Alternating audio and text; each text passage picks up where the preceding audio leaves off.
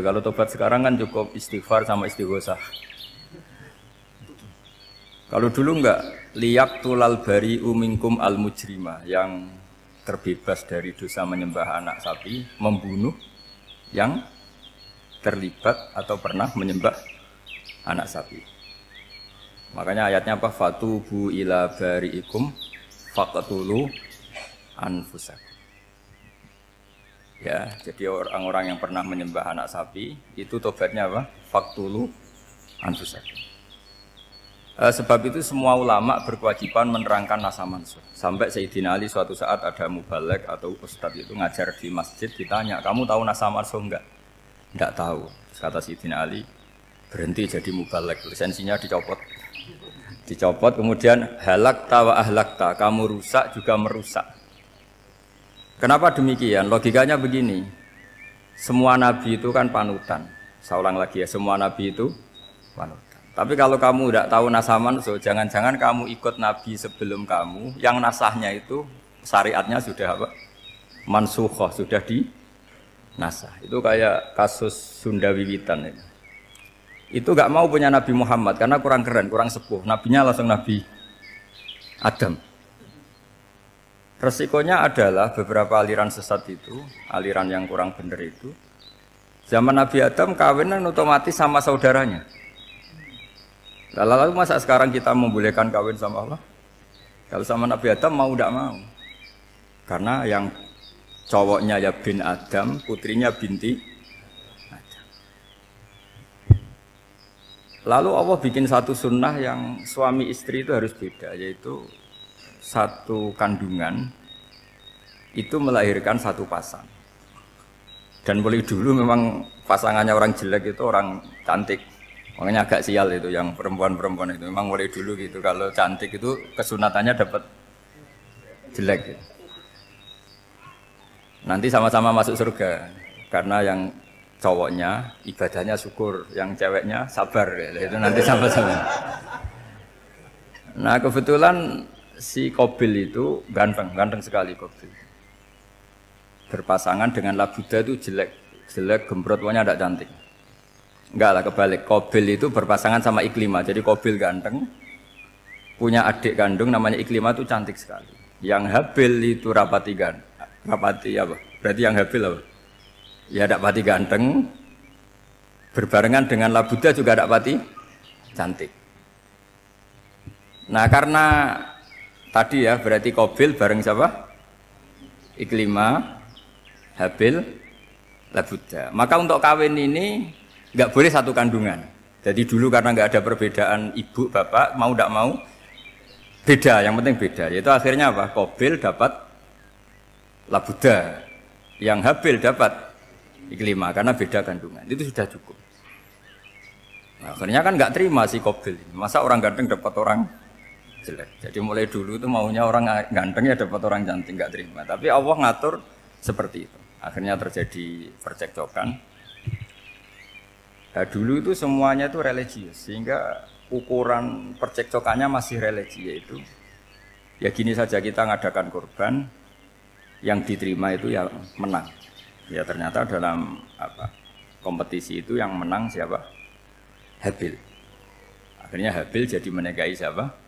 Iklim. Kalau sekarang kompetisinya kan siapa paling kaya ya menang, lebih gampang. Nah kemudian bayangkan misalnya, ya saya ini menerangkan nasa mansuh.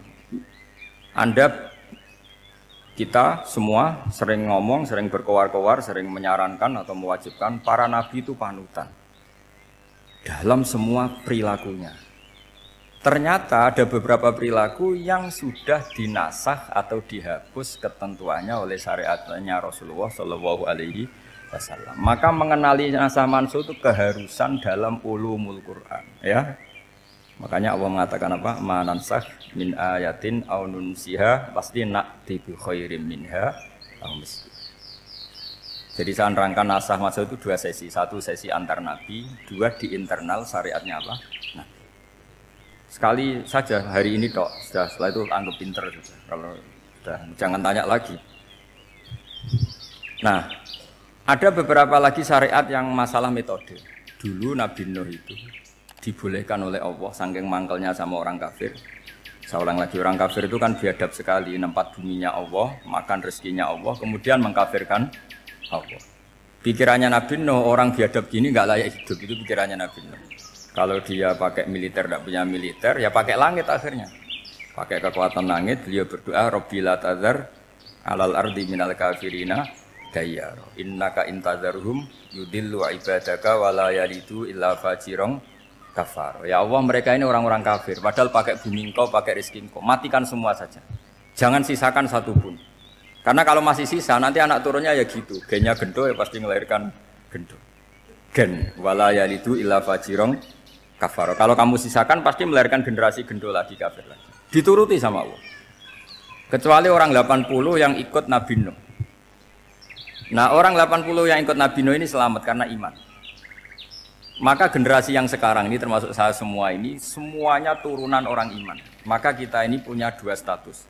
Satu, Allah kadang manggil kita ya Bani Adam karena faktanya kita turunan Nabi apa?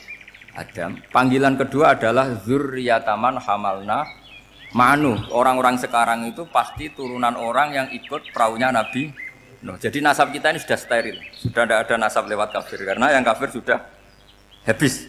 Semua orang sekarang itu turunan Nabi Nuh, yaitu disebut apa? Zurriyataman hamal nama. Itu sekitar orang 80. Nah, oleh Allah Subhanahu wa taala syariat seperti ini pernah dituruti, yaitu akhirnya mereka mati semua kecuali orang 80 yang mukmin. Tapi uniknya Allah apa? Era Rasulullah sallallahu alaihi wasallam, nabi kita Nabi Muhammad itu diutus rahmatan lil alamin. Ketika Nabi didustakan, diusir, disakiti, malaikat gunung, beberapa malaikat sing ahli adab spesial eksekutor lah kira-kira gitu. Muhammad, kamu bilang saja ke saya, kalau kamu ingin orang-orang Mekah bujal CS, saya hancurkan. Tapi apa kata Nabi? Saya berharap kalau mereka belum iman, anak cucunya iman. Karena bagaimanapun sperma ya atau calon bayi atau calon keturunan itu kan ada fi aslabir rijal atau fi zuhurir rijal. Jadi kalau dalam ilmu agama itu gen manusia itu disimpan di apa zuhurir rijal apa di punggung lelaki. Nanti dipindah ke arhamin nisa. Logikanya gini. Ini dengerin ya. Logikanya gini, misalnya Abu Jahal itu di situ ada orang namanya Ikrimah, itu anaknya Abu Jahal, itu orang mukmin. Akhirnya ya jadi orang alim.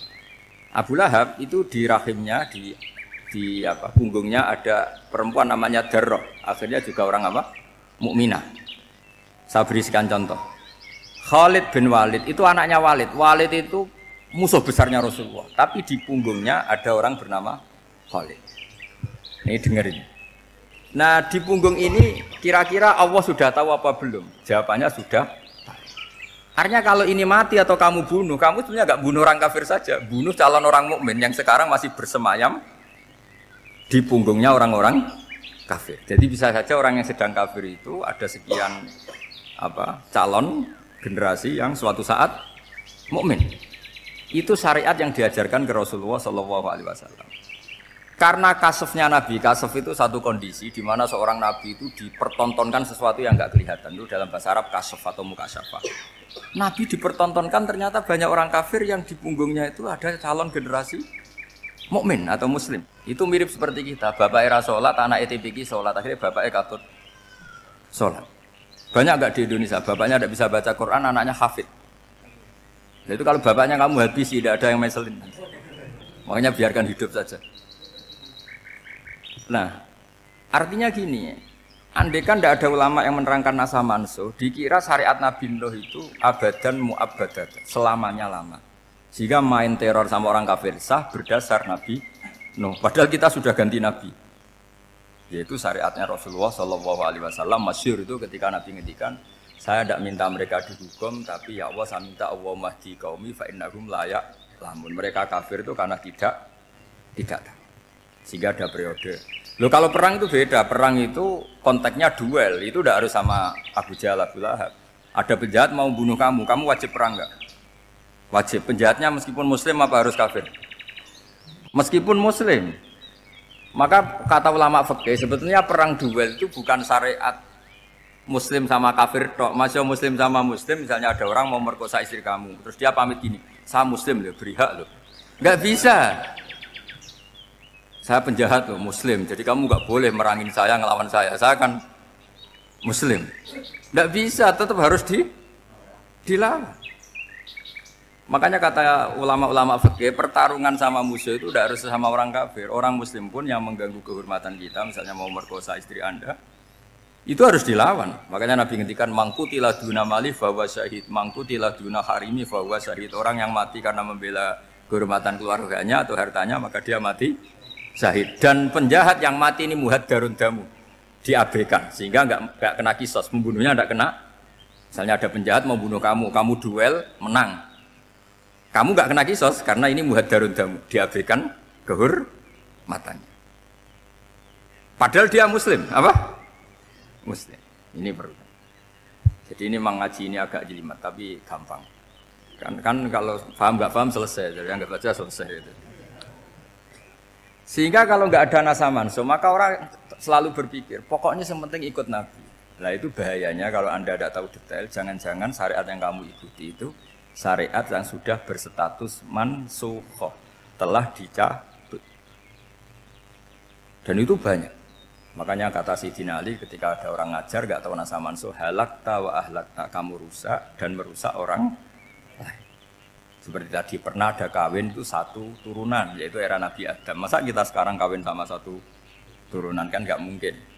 Ya kan, pernah ada membumi hanguskan orang kafir, yaitu syariatnya Nabi Nuh, itu dihapus oleh syariatnya Nabi Ibrahim dulu. Yaitu Nabi Ibrahim menghentikan apa? Faman tabi'ani fa innahu minni wa man asani fa innaka ghafurur rahim. Ya, kalau orang ikut saya ya Allah ya pasti golongan saya. Kalau yang masih maksiat, masih balelo, saya berharap engkau ampuni. Akhirnya banyak orang kafir tobat. Coba era Rasulullah itu semua orang kafir Mekah itu kafir. Nabi belum wafat. Itu sudah ada 114.000 mukmin semua. Jadi Nabi menangi mayoritas orang menjadi mukmin dari mayoritas kafir. Yaitu disebut wara'aitan nasa yadkhuluna fi dinillahi afwaja. Andai kan Nabi Muhammad pakai syariatnya Nabi Nuh, bisa enggak mengislamkan orang sebanyak itu? Enggak bisa kan? Maka ini penting mengenali nasa mansuh. Jadi periode cara wong Jawa maksud no tuntas. Robila tadzar itu, pasot tuntas itu, menghabisi itu habis. Di periode Nabi siapa? Nuh, syariat itu sudah enggak dipakai lagi. Yang dipakai apa? Faman tabi'ani fa innahu minni wa man asani fa innaka ghafurur rahim. Lah Nabi Muhammad ini nabi yang kena khitab anit tabi millata Ibrahim hanifah. Jadi masternya Nabi Muhammad itu mentornya Nabi Ibrahim. Sehingga syariatnya ya faman tabi'ani fa innahu minni wa man asani fa innaka ghafurur rahim. Tidak syariat rabbila tadzar alal ardi minal kafirina daya.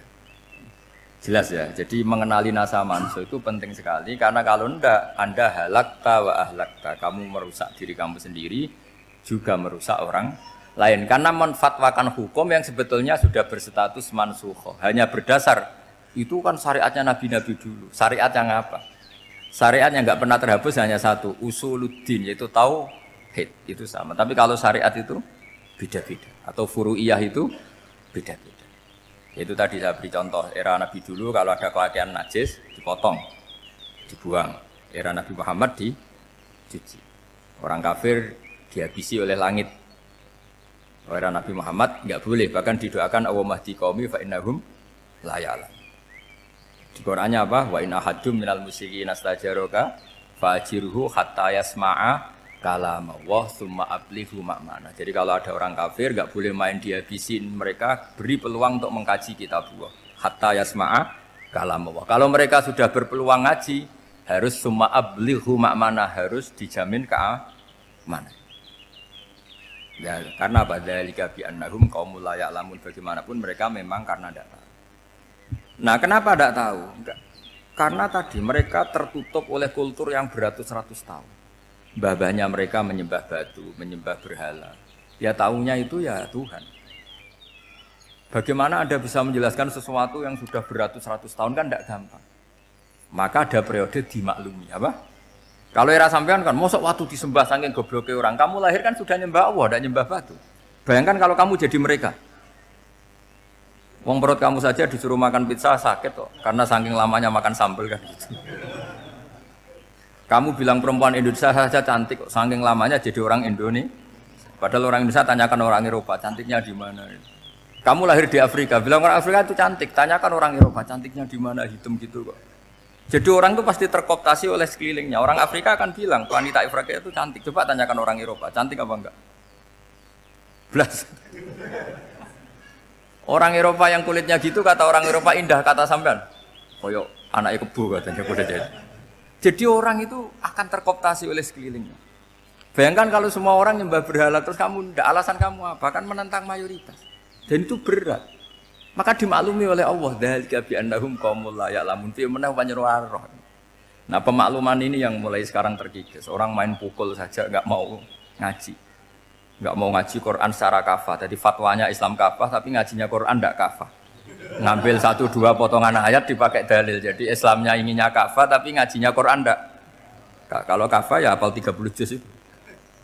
Kalau mau kafah ya hafal berapa? 30 juz. Makanya saya sering bilang, saya sering dinasihati orang karena belum tahu saya ini hafal Quran. Bapak harusnya Islam itu kafah. Kata saya ya dimulai dari konsep Islam itu kafah dulu, apa ya hafal Quran secara kafah. Jadi ini penting saya utarakan. Bahaya sekali orang mengenali Islam tanpa mengenali nasah mansukh. Karena beberapa syariat Nabi sebelum kita itu berstatus mansukh. Terus contoh berikutnya, ini nasah mansukh antar Nabi apa khusus internal Nabi? Antar Nabi aja agak selesai nih sampai subuh aja agak selesai. Contoh yang paling keren mungkin cowok semua senang. Nabi Dawud dulu istrinya berapa? 99. Nah itu kalau masih halal itu kan berarti jenengan tuh punya istri berapa? Wah itu kan ngeri betul. Punya satu aja repotnya gitu apalagi berapa? Punya 99. Terus kamu bilang gini, ini kan syariatnya Nabi Dawud, Nabi kan bisa diikuti. Pernah ada periode di mana seperti itu boleh. Jadi makanya mau tidak mau mengenali nasah mansukh itu harus. Kalau enggak ya kamu masih berkeyakinan boleh beristri berapa?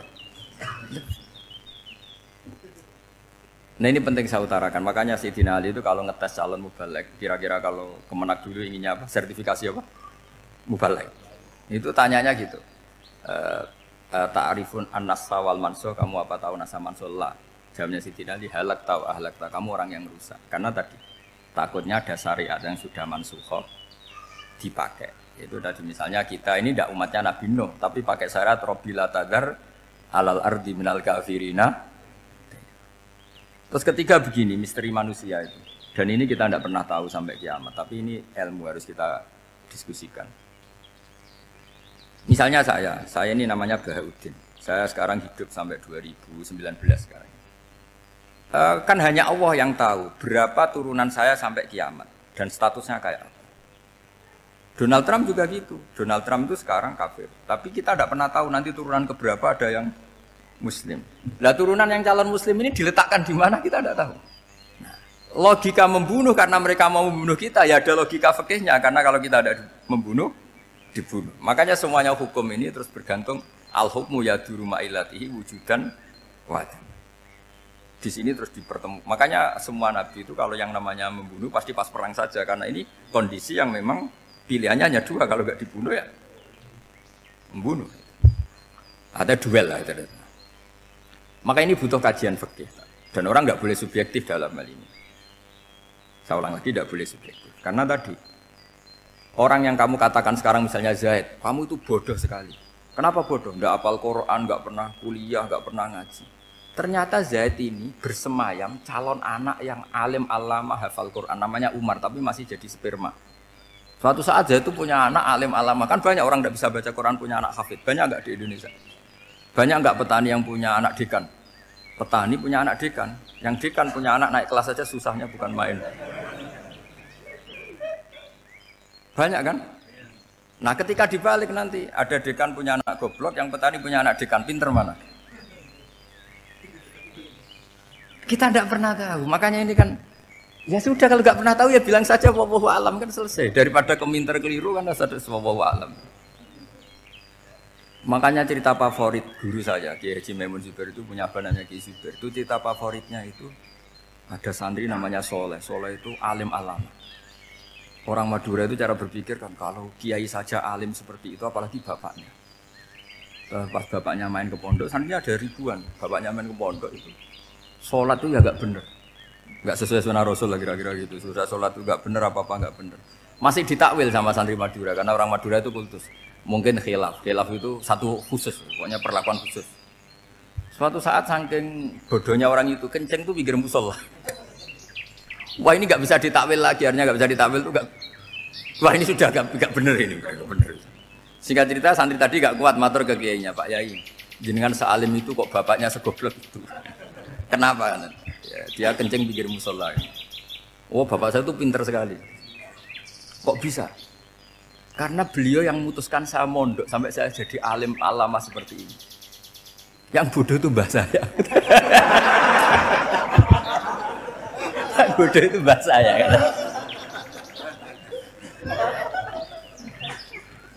Artinya gini, sekarang misalnya Anda dekan atau Anda rektor atau Anda profesor atau Anda kiai top mubalek kondang.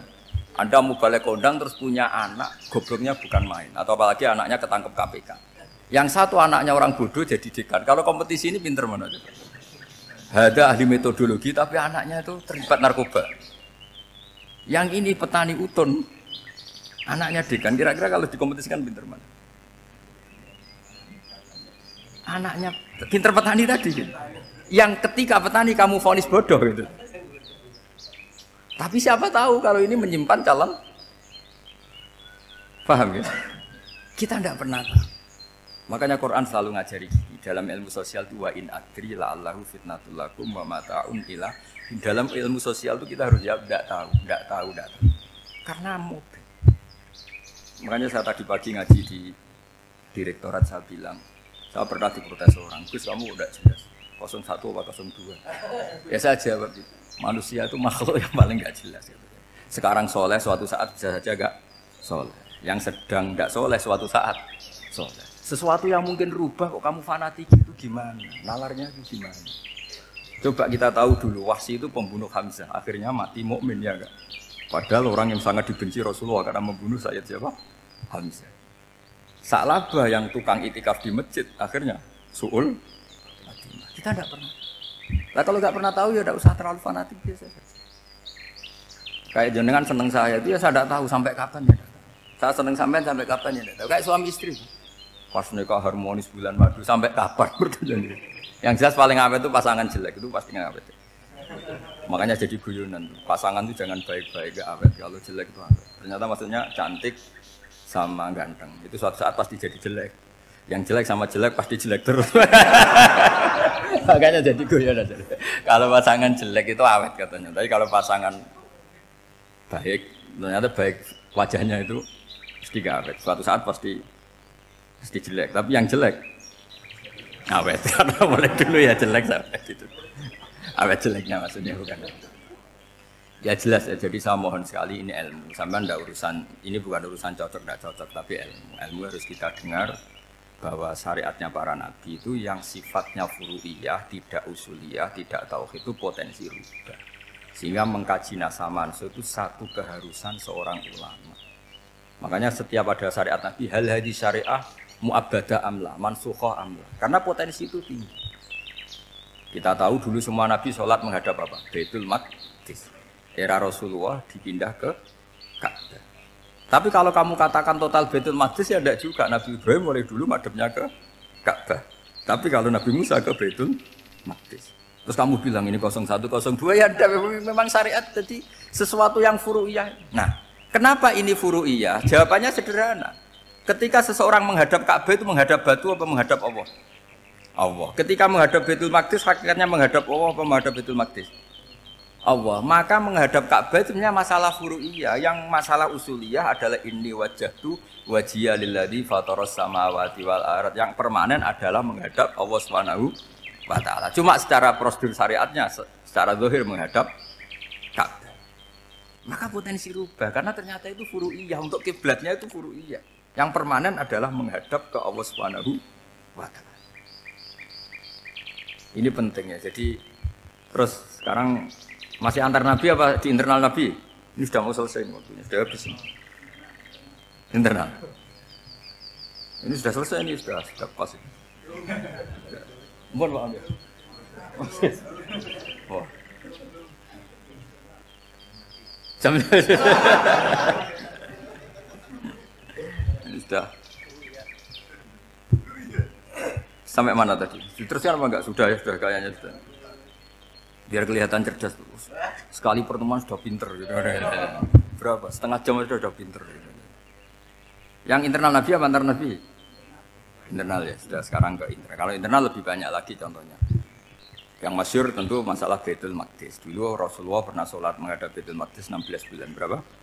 16 bulan. Kila 17. Pokoknya khilafnya hanya 16 dan 17. Kalau ada bilang 10 bulan berarti tidak pernah ngaji. Khilafnya, karena khilafnya itu hanya 17 sama 16. Akhirnya sama Allah diminta, disuruh menghadap ke Ka'bah.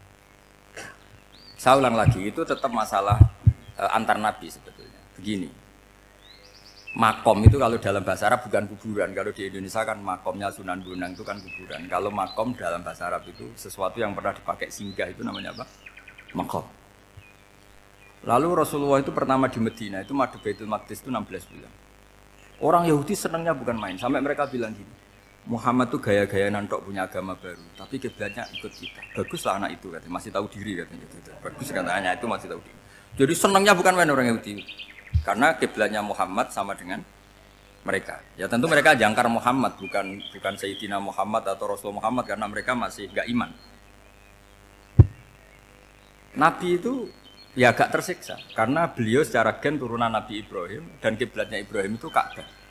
Agak tersiksa tapi sami'na wa ata'na tetap madhab ke Baitul Maqdis berapa? 16 bulan. Suatu saat Nabi Muhammad itu disuruh madhab Ka'bah. Ini dengerin. Akhirnya madhab ke Ka'bah. Apa yang terjadi? Orang Yahudi komentar gini, Muhammad itu gimana? Dia di perantauan, rindu sama keluarganya. Terus rindunya itu diaplikasikan jadi perilaku agama. Jadi dia madhab Ka'bah, dianggap kangen. Kayak saya kan orang Rembang. Rembang itu apanya Jogja? Timurnya apa? Enggak, Jakarta itu mana Jakarta itu? Barat sana ya. Ibaratnya saya orang Jakarta, terus merantau di Jogja. Dulu kiblatnya itu menghadap ke timur. Terus ketika madhab ke barat, kata sampean, wah itu padune kangen apa? Keluarga. Juga kurang ajar orang Yahudi. Jadi orang Yahudi itu memang paling pinter bully. Makanya kalau sampean tukang bully itu ya agak-agak, ya enggak. Saya tidak ngomong agak, ya pokoknya agak-agak. Ya. Pinter bully orang Yahudi. Makanya enggak ada orang debat sepinter orang Yahudi. Yang bisa ngalahkan hanya Tuhan itu. Orang Yahudi yang bisa ngalahkan hanya Tuhan. Loh Sayyidina Ali orang paling terkenal cerdas. Itu kalau sama orang Yahudi itu pusing. Coba Nabi itu perang tapi nggak boleh bunuh. Kayak apa susahnya? Beliau jadi sasaran tembak tapi nggak boleh bunuh. Kalau sahabat kan enak, duel, relax, santai, bisa tarung. Kalau Nabi nggak boleh. Makanya Nabi itu meskipun ikut perang terus nggak ada sejarah orang yang dibunuh. Ya, hanya satu peristiwa itu pun dibaca orang kafir, ditangkis Nabi, pedangnya kembali ke dia mati. Tapi nggak ada yang Nabi. Karena Nabi kalau pembunuh nanti itu terus kayak pendekar kan yang susah juga punya Nabi kok. Habis perang saya Nabi tanya, Muhammad habis orang berapa? 1000. Ya repot juga punya Nabi mantan apa? Pembunuh, meskipun yang dibunuh orang kafir, tapi kan kayak apa ya? Fitrah manusia itu akan menolak kepemimpinan orang yang gitulah pokoknya nggak bisa diterangkan itu. Makanya Nabi itu nggak pernah bunuh, meskipun kayak apa musuhnya tapi nggak pernah bunuh. Untungnya di sekeliling orang-orang yang tadi. Jangan bilang itu suka bunuh ya, pokoknya perang gitu ya. Perang dengan bunuh itu beda loh. Ya. Kalau perang itu fair apa? Fair. Sampai mana tadi? Nabi Ibrahim ya. Makom tadi saya ulang lagi. Nabi Muhammad menghadap ke Baitul Maqdis itu hanya Allah nuruti. Ini loh Nabi betul. Tahu betul bahwa di antara syariat adalah Baitul Maqdis. Karena semua Nabi pernah berkiblat Baitul Maqdis. Tapi Nabi ketika menghadap ke Ka'bah, Nabi juga dibilangin sama Allah. Ini loh syariat yang benar, karena Ka'bah juga kiblat sing a'taku, lebih tua ketimbang Baitul Maqdis. Maka disebut Ka'bah Atiqah. Ilal Baitil Atiq. Kalau Quran bahasakan Ka'bah apa? Wal yatawafu bil Baitil Atiq. Atiq itu tua sekali. sudah. Ketika berstatus tua itu orang Yahudi seneng, mergo roh kelirune Muhammad. Mereka nantang, Muhammad ayo debat terbuka. Nabi rawuh. Bagaimana Anda bilang Ka'bah itu kiblat tertua? Wong Ka'bah itu pertama yang menghadap sana itu ya kamu. Semua Nabi menghadapnya ke Baitul Maqdis. Terus Nabi Muhammad mulai berargumentasi ilmiah tadi. Enggak, Ka'bah itu kiblatnya Ibrahim. Jadi Ibrahim dulu itu yang mulai dulu kiblatnya itu di Ka'bah. Terus orang itu tanya, buktinya apa? Terus dijawab, fihi ayatum bayinatum maqam Ibrahim. Ternyata di situ ada jejak kakinya Nabi Ibrahim, yaitu batu yang diinjak beliau ketika bangun Ka'bah. Itu argumentasi ilmiah. Lah barang orang Yahudi kehilangan ilmu, itu gobloknya orang Yahudi. Makanya yang bisa mengalahkan Yahudi hanya Allah Subhanahu wa taala. Wong Ibrahim saja golongan kita, pengikut kita. Ibrahim itu pengikut Yahudi. Wah, itu Nabi mulai senyum-senyum, mulai tertawa-tawa. Wah, itu goblok, orang terdidik. Karena itu ibaratnya kayak kamu bilang Soekarno itu pengagum Puan Maharani. Kira-kira seperti itu. Soekarno itu pengikut Puan. Karena Yahuda itu Yahuda bin Yakub bin Ishak bin Ibrahim. Saya ulang lagi ya, nasabnya Yahudi apa? Yahuda bin Yakub bin Ishak bin Ibrahim. Jadi Ibrahim itu mbah keempat dari Yahuda. Tapi karena mereka kalah debat, Ibrahim itu pengikut Yahudi, itu sama dengan bilang apa? Soekarno itu pengikut Puan Maharani. Itu kan jadi aneh. Atau Gus Dur pengikut Mbak Yeni, atau Basim Asari pengikut Mbak Yeni, itu kan aneh. Wah, akhirnya sama Allah diingatkan. Makanya ada ayat ha antum haula hajjatum fi malakum bi ilm falimatu hajuna fi ma laysa lakum bi ilm. Perjanjian debat ini semuanya harus ilmiah. Tapi kenapa perdebatan Anda malah ndak ilmiah? Akhirnya orang Yahudi iftaduhu, malu semua. Wah, semuanya Muhammad. Itu satu-satunya kekalahan orang Yahudi. Tapi ayat-ayat seperti ini itu enggak populer. Ayat ha antum haula'i hajastum fi malakum bi ilm falimatu hajuna fi ma laysa lakum bi. Jadi Islam betapa hebatnya Islam. Kalau debat harus ilmiah. Dan Kanjeng Nabi menantang, ini perjanjian kita debat ini ilmiah. Kenapa sekarang jadi tidak ilmiah? Yaitu kamu mengatakan Ibrahim itu pengikut Yahudi, padahal Ibrahim dengan Yahudi itu dulu Ibrahim. Kan ya mat kalah, man. Tapi tetap ra Islam, tapi nah, makanya terus Ka'bah dibuktikan ketuaannya lewat apa? Fihi ayatum bayinatum maqamu Ibrahim. Itu bukan makom kuburan.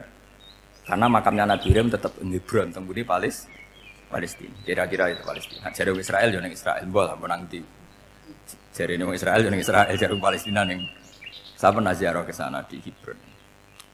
Di makamnya Nabi siapa? Ibrahim. Jadi jelas ya. Jadi nasa manusia itu ketentuan yang dikehendaki Allah Subhanahu wa taala untuk menguji loyalitas manusia, menanggalkan semua akalnya. Makanya saya mohon sekali siapapun yang ngaji saya dimanapun, sekali-kali manusia itu harus menanggalkan akalnya. Sekali Anda pakai akal, maka Anda akan ingkar dengan nasa manusia. Nasa manusia itu hukum yang direvisi, yang dibatalkan. Makanya orang Yahudi lagi-lagi pinternya orang Yahudi. Provokasi orang-orang yang Islamnya belum kuat, diprovokasi gini. Ungzuru ila Muhammadin tahayyara fi din yukhillu yawman wa yuharrimu ukhra. Lihat itu Muhammad, dia kebingungan cara beragama. Kadang bilang A, besok bilang B. Jadi nasa mansub dianggap satu bentuk kebingungan. Gak kurang ajar tapi. Wah, akhirnya sebagian orang yang murtad. Makanya nasa mansub itu satu peristiwa yang menjadikan banyak orang murtad. Karena diprovokasi orang Yahudi bahwa itu bentuk kebingungan Muhammad. Akhirnya terus saya qulu sufa minan nasi ma wallahum al-qiblati mulati kanu aliyah. Nah, kelirunya orang Yahudi adalah ternyata nasa mansuh yang dipilih Rasulullah itu semuanya ada di Taurat dan Injil. Termasuk di Taurat dan Injil disifati dan Nabi sholli ilal qiblatin, bahwa Nabi ini akan bersolat dengan dua kiblat. Makanya tetap ditantang. Qul fa'tu bit-taurati fatluha in kuntum shadiqin. Kalau kamu tidak percaya bahwa saya ini orisinil, ayo bareng-bareng mengkaji Taurat. Tapi mereka tidak siap mengkaji Taurat. Karena Taurat semuanya mendukung Rasulullah Muhammad SAW. Fatluha in kuntum shadiqin. Makanya ini penting sekali ngaji. Jadi perdebatan itu macam-macam. Dan itu pinternya orang Yahudi. Ungzuru ila Muhammadin tahayyara fi dini yukhillu yawman wa yuharrimu ukhra. Ini penting sekali. Makanya nasa mansuh itu uji loyalitas. Itu Imam Malik kalau mencontohkan ke Imam Syafi'i. Saya berisikan contoh fikih. Ini saya melanggar waktu. Ini sudah berapa? Saya yang tidak mengesahkan diri saya. Ya misalnya ini ya, ini kertas saya bawa ya, ini kertas saya bawa. Terus ini tak kasih uang misalnya, uang 100.000. Atau kalau contoh Imam Syafi'i dulu dididik Imam Malik begini. Ya Syafi'i kalau kamu punya 2 budak, 2 pembantu, kalau dulu kan masih ada budak, 2 pembantu lah kira-kira. Seneng mana, yang cerdas sama yang goblok? Seneng yang cerdas. Kalau yang nurut sama yang bantahan, seneng yang nurut. Lah yang nurut itu yang goblok. Makanya tinggal dibalik saja. Kamu tak beda ya. Seneng mana punya istri yang cerdas apa yang goblok? Coba. Atau ibu-ibu, mbak-mbak ini, seneng mana punya suami yang cerdas atau yang goblok? Kalau cerdas gak bisa diakali. Tapi goblok nurut tapi ya kadang di sini kan di sini. Nah, itu kan antar manusia. Masalahnya kita menghadapi Allah Subhanahu wa taala yang semua kita pasti bodoh. Kita menghadapi Allah Subhanahu wa taala yang semuanya kita pasti bodoh. Allah jelas ngendikan wa kanal insanu dzaluman jahula. Manusia itu banyak dolimnya. Dolim itu sifat mubalaghah. Kalau orang dolim sekali dolim, kalau sering zalum, kalau jahil biasa jahil, kalau banget jahili jahul. Bahasa Arab kan gitu memang. Ghafir, pengampun biasa. Kalau ghafur selalu mengampuni. Syakir, makanya sifatnya Allah Ta'ala ikut wazan fa'ul semua. Ghafur, syakur. Atau diikutkan wazan fa'al. Kalau goblok biasa jahil, goblok banget jahal kan gitu. Kafir biasa kafir, kalau kafir banget kafar. Ya, jadi wazan balagha itu bisa fa'al, bisa fa'ul ya. Kafirin, kafar atau kafur. Paham ya? Malah ngaji nahwu. Ya, tapi ini memang perangkatnya ya. Ini kan perang mau tidak mau. Makanya misalnya Allah tidak suka kulla kafarin banget kafir ya, Pak. Paham ya? Kulla khawanin banget khianate. Kalau khain khianat biasa, kalau khawan sering khianat. Lah manusia itu kata Allah apa? Zaluman. Wis banget dolime, banget bodoh. Itu kalau yang ngarang hikam mencontohkan tuh gini, manusia itu pas bener saja salah, apalagi pas salah. Makanya dulu bapak saya ngajarin saya, istiqomah ya apik ya. Tapi kadang-kadang nak keterusan itu ora istiqomah ngangkangi, orang dia tidak punya kesempatan. Misalnya ada imam masjid, imami terus sampai tua sampai mau mati. Itu istiqomah apa tidak memberi peluang yang lain? Tidak jawab aja.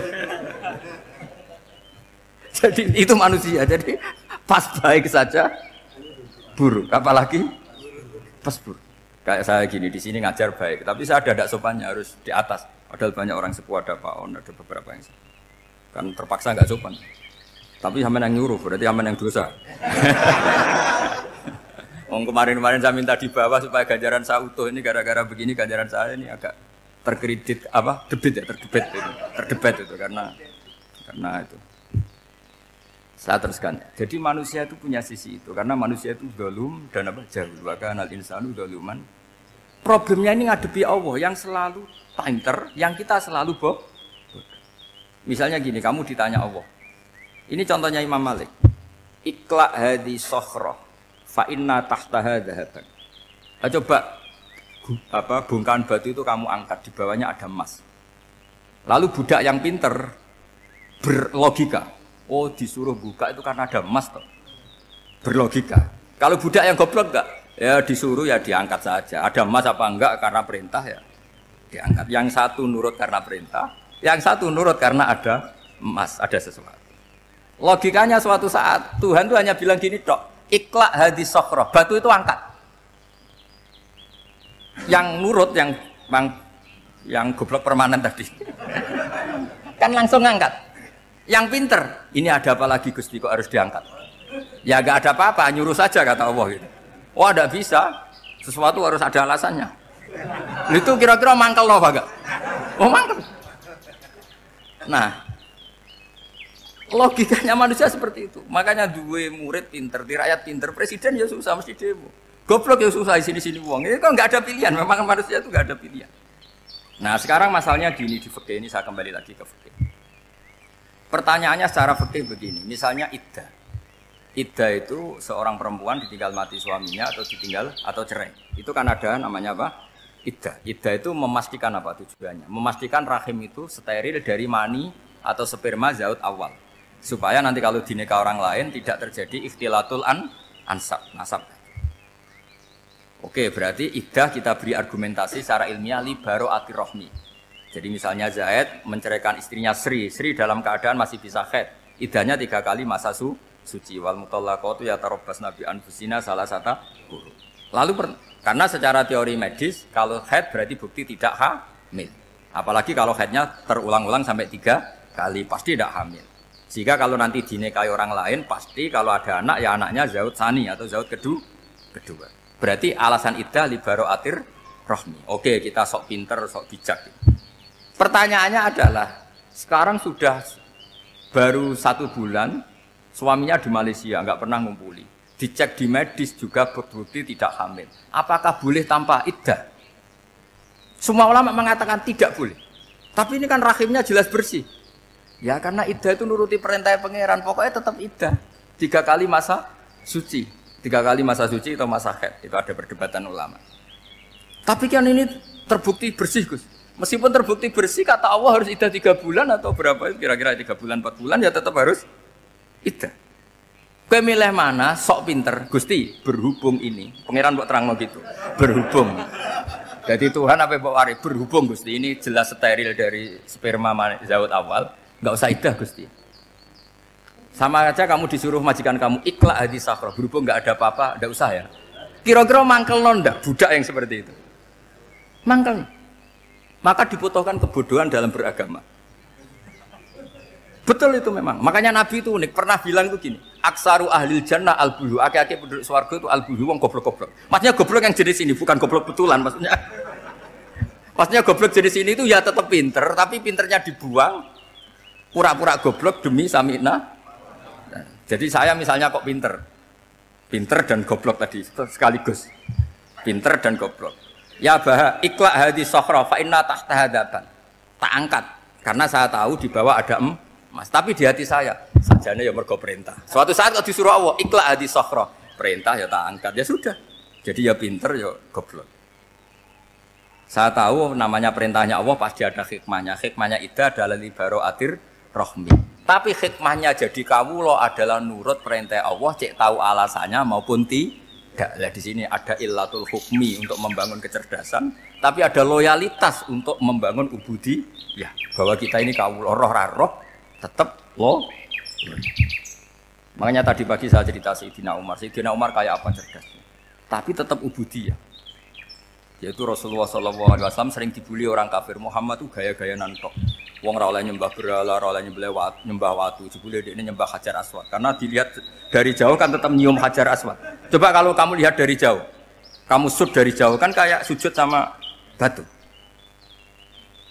Makanya Sayyidina Umar karena orang kafir masih cara berpikir gitu, tiap nyium Hajar Aswad itu komentar gedumel. Alim tu annaka hajarun la tadurru wa la tanfa. Walau la anni ra'aitu Rasulullah qabbalaka ma qabbal. Aku roh nak kowe watu ya ora mandoroti ora manfaati. Kalau saja saya tidak melihat Nabi nyium kamu, saya tidak sudi nyium kamu. Jadi tidak berdoa doa mustajab itu tidak berutuh. Karena apa? Umar tahu ini masalah secara tauhid. Kalau saya doa di depan Hajar Aswad nanti dikira syirik karena berdoa di depan batu. Tapi kalau saya tidak nyium nyulayani sunnah Rasul yaitu nyium Hajar wis tengah-tengah nyium sambil gerutu itu sudah kompromi. Ya nyium tapi gerutu. Kayak apa? Makanya ya cerdas tapi ya goblok tadi ya cerdas. Itu uniknya Rasulullah. Jadi muji orang pintar ya sudah langit. Tapi Nabi pernah dalam satu hadis mengatakan aksaru ahlil jannah al-bulbu. Aki-aki penduduk swarga itu orang bodoh. Artinya orang bodoh itu bukan bodoh betulan. Kan? Dia meninggalkan akalnya demi loyalitas ubudiyah. Nah, untuk menutup sesi ini terakhir betul tak tutup setelah ini selesai. Untuk menutup itu bukti begini, perang Badar itu perang yang nggak mungkin dimenangkan umat Islam karena orang kafir itu 1000 dengan pasukan full dengan peralatan perang full. Rasulullah itu tahun kedua Hijriah itu pasukannya hanya 313. Itu pun pedang itu untuk orang 5 itu hanya ada pedang 1. Jadi kalau mau dibaca orang sih kamu milih pedangnya aku. Itu kan nggak kebayang perang dalam keadaan seperti itu. Jadi mesti kalah, orang kok mungkin kalah mesti. Tapi Nabi tetap bilang, saya ini disuruh Allah perang, ya harus berangkat. Yaitu perang Badar. Kata para sahabat, ya Rasulullah ini nggak masuk akal. Sudah, nggak usah perang, ini nggak masuk akal. Mau setor nyawa. Sudah gitu dadaan, nggak ada persiapan. Lucunya apa? Sahabat itu ketika Nabi tetap berangkat. La akhrujanna walau waqti. Nabi menginginkan saya tetap berangkat meskipun sendiri. Setelah Nabi berangkat sekian meter, tuh sahabat ikut semua. Kata Nabi, lah kamu kok ikut? Ya ikut saja. Kata kamu mesti kalah. Ya anggap saja setor nyawa. Demi loyalitas pada jenengan. Itu makanya nggak ada periode sebaik periode sahabat. Tapi yang gerutunya jalan. Karena gerutu ini bawaan ilmiah. Makanya kita loyal sama presiden. Tapi yang nggak cocok ya gerutunya jalan. Tapi bawaan mencintai Indonesia tetap jaga stabilitas. Itu bawaan cinta Indonesia, bukan cinta pejabatnya kadang. Gerutunya jalan. Tapi bawaan loyal sama Indonesia tetap mengaku. Bawaan loyal sama Rasulullah tetap ikut perang, bawaan akal karena nggak masuk akal ya gerutu. Dan itu uniknya Quran itu mengapresiasi itu dan dianggap nggak masalah. Saya bacakan ayatnya. Kama akhrajaka rabbuka min baitika bil haqq wa inna fariqam minal mu'minina lakarihun yujadilunaka fil haqqi ba'dama tabayyana ka'annama yusaquna ilal mauti wa hum yanzurun. Peristiwa Badar ada peristiwa kamu itu keluar untuk perang. Sahabat kamu ngikuti, tapi mereka lakarihun, nggak senang sebetulnya. Karena nggak masuk akal. Ya geremeng tapi ya derek. Yujadilunaka fil haqq. Mereka mendebat kamu dalam kebenaran. Jadi ya Rasulullah wong perang karuan kalau jenengan lakoni alasane nopo? Lah kok melok? Ya saya harus ikut jenengan Nabi. Itu unik. Kalau orang sekarang mana mau, kalau nggak masuk akal nggak mau melakukan. Jadi uniknya Quran gitu. Quran itu membolehkan psikologi manusia. Makanya Allah ngendikan kutiba alaikumul qital wa huwa kurhul lakum. Ya saya tahu kamu tidak suka perang. Allah yang ngakui bahwa kurhul nggak apa-apa. Tapi ketidaksenangan kita harus dilawan demi mengikuti Allah dan misalnya perempuan Allah juga gitu. Wa ashiruhunna bil ma'ruf. Gauli istri kamu muamalah secara baik. Kata Allah fa in karihtumuhunna fasa antakrahu syai'a wa ja'alallahu fi khairam katsira. Mungkin ada watak yang kamu tidak suka, tapi di situ ada kebaikan. Allah ngaku yang namanya suami mesti ada watak yang enggak suka dari istrinya. Juga sebaliknya lebih banyak lagi yang suami istri kamu enggak suka watak kamu. Juga enggak suka hidung kamu, wajah kamu banyak lah enggak disuka. Tapi demi kestabilan negara suami istri ini, mereka loyal, justru itu bagus. Maka jagalah ilmu, juga jagalah loyalitas. Itu yang perlu saya utarakan. Jadi makanya agama ini dibangun dua. Satu kecerdasan hikmah, yaitu ya al-hukmu yaduru ma'ilati wujudan wa adaman. Tapi juga ada ubudiyah, bahwa agama ini milik Allah. Maka sami'na wa ata'na. Karena begini logikanya, saya ulang lagi masalah batu. Iqla' hadis sokhra fa inna tahta hadaba. Terus saya angkat. Pembantu saya ngangkat. Dia saya gaji atas nama apa? Nurut kan? Atas nama menemukan emas apa atas nama nurut? Nurut, karena emas itu juga penemuan saya, milik saya. Ngangkat batu yang nggak ada emasnya juga atas nama nurut. Jadi rapot yang saya berikan ke pembantu saya itu tentang nurut dan tidak nurut. Saya kan tidak peduli dengan cerdas dan tidak cerdas. Itu kan tidak sesuatu yang menguntungkan saya. Nah Allah juga gitu. Kecerdasan kamu, pinter kamu itu tidak menguntungkan Allah Subhanahu wa Ta'ala. Karena Allah itu tidak butuh pinter kamu, cerdas kamu. Allah hanya butuh mental ubudiyah kamu. Makanya Allah mensifati nabinya hanya subhanalladzi asra bi abdihi, karena status tertinggi manusia adalah sifat kehambaan. Makanya ya Tuhan nafsul mutmainnah irji'i ila rabbiki radiyatan mardiyah fadkhuli fi ibadi. Berstatuslah sebagai hamba baru wadkhuli jannah. Nah, kalau kamu berstatus hamba ya harus baik, enggak usah kakek bantah. Coba kalau kamu rasional, ya Allah kenapa bikin surga nanti-nanti? Engkau kan bikin sekarang, ngapain repot-repot nanti? Jadi kacau semua agama. Makanya yang perlu didahulukan adalah status ya Tuhan nafsul mutmainnah irji'i ila rabbiki radiyatan mardiyah fadkhuli fi ibadi. Masuklah bersedia.